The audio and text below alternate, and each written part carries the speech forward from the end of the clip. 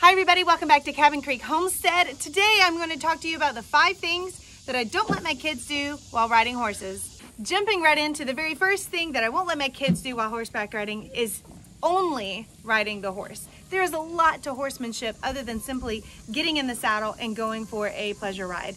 There are things that are involved in horseback riding, like taking care of the animal, getting to know the animal, earning their trust, and learning all the components of horseback riding. You need to know your animal's anatomy, you need to know their behavior, you need to know what equipment you need. And so for the past 7 months, we've been getting to know Briscoe, and we've been earning his trust, and we've been earning his love. So we are going to talk a little. Oh my gosh. You should really be experiencing your animal, staring at them face to face, rather than only ever looking at the back of their neck.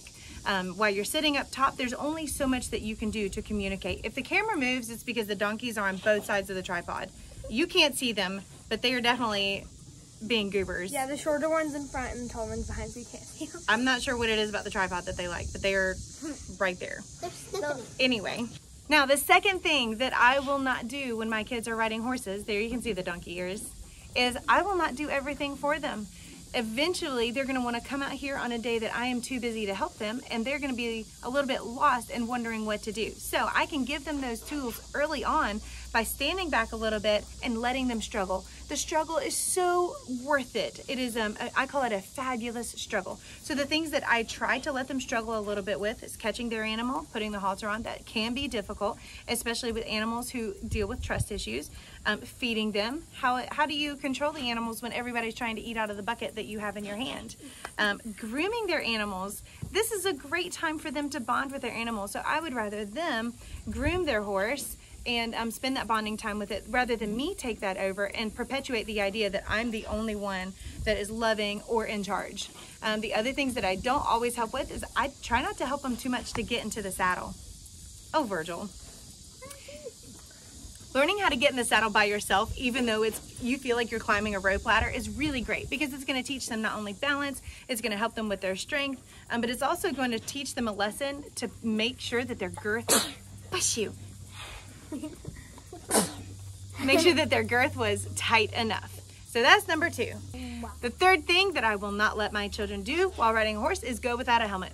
This is a no-brainer because every pediatrician, emergency room doctor, nurses across the board, everybody says that if you can avoid a traumatic brain injury, a TBI, then you absolutely should. Now, the 4th thing that I will not let my kids do is grab the horn or the pommel. The horn or the pommel are the foremost part of the saddle, and your instinct is to hunch down, balance down low, and grab onto that for your balance. But here's what I always say. The only thing that you need when riding a horse is your thighs and your eyes. Your hands should be up. You should be able to ride like an airplane or helicopter, whatever you want to call it, at any point. When I was taking horseback riding lessons and I started jumping, I went over multiple jumps with my hands out in an airplane.